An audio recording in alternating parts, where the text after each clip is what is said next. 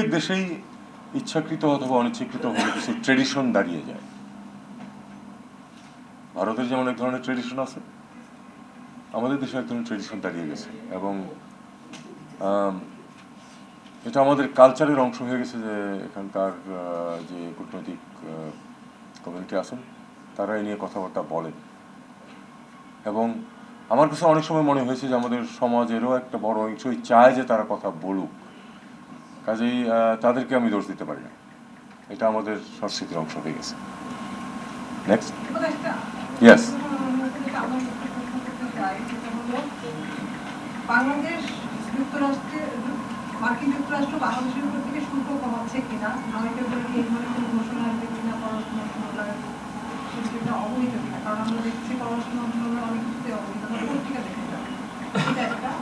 আরেকটা হলো, আমরা জানি পাকিস্তানের উপপ্রধানমন্ত্রী আপনার সাথে অনেকবার ফোনে কথা বলছেন, এবং বিসিবি নিয়ে ভারতের সাথে যখন ক্রিকেট নিয়ে ভারতের সাথে যখন টানাটানি চলছিল তখন পাকিস্তানকে বলা হচ্ছিল যে বিশ্বকাপে খেলবে না টি-20-তে। পরবর্তীতে আমরা দেখছি তারা টি-20-তে যাচ্ছে।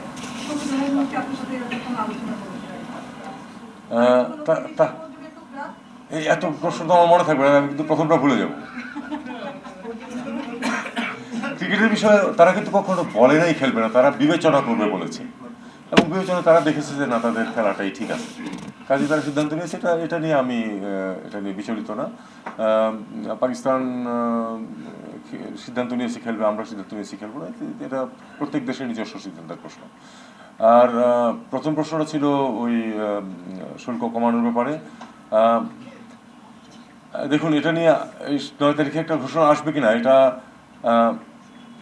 বলা কি আমার উচিত? আমার মনে হয় আমার উচিত না, কারণ এখানে একটা নেগোসিয়েশনের ইস্যু, কিন্তু আউটকামটা অফিসিয়াল সোর্স থেকে কখনোই আগে বলা হয় না, এটা আপনারা জানেন, আপনারা জানতে পারবেন।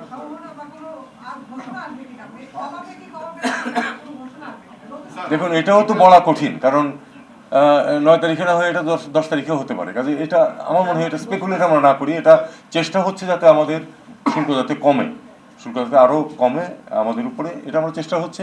আমরা যখন সফল হব এবং ডেফিনেটলি তারা এগ্রি করবে, তখন আপনারা জানতে পারবেন। আপনি আপনার ডিপ্লোম্যাটিক পাসপোর্ট সারেন্ডার করেছেন, আপনি এবং আপনার দুজন কলিগ, একই সময়ে আপনার আরো দুজন কলিগ বিদেশ সফরে যাচ্ছেন। আচ্ছা, শুনুন, এখানে মিস ইনফরমেশন চলে আসে। আমি বা আমার স্ত্রী ডিপ্লোম্যাটিক পাসপোর্ট সারেন্ডার করিনি। আমার পাসপোর্ট এখনো আমার কাছে আছে এবং যথারীতি ওটা বহাল আছে। এটা খুব অস্বাভাবিক যে পররাষ্ট্র উপদেষ্টা বা মন্ত্রী তার টেনিওর থাকাকালে ডিপ্লোম্যাটিক পাসপোর্ট সারেন্ডার করবেন, এটা খুবই একটা অস্বাভাবিক ঘটনা ঘটতো, সেটা অবশ্যই করেন। মন্ত্রীরা কেউ করছেন, কারণ তারা এরপরে তাদের বাইরে যাওয়ার প্রশ্ন আছে। পাসপোর্ট তো এখন থেকে নিয়ে নিলেন যাতে করে তাদের ভিসা টিসা নিতে সহজ হয় আর কি, সময় মতো তারা নিতে পারেন, নিয়েছেন কেউ। এটা ঠিক, তবে এটা ঠিক নয় যে আমি পাসপোর্ট সারেন্ডার করেছি। আমার পাসপোর্ট যথারীতি বহাল আছে।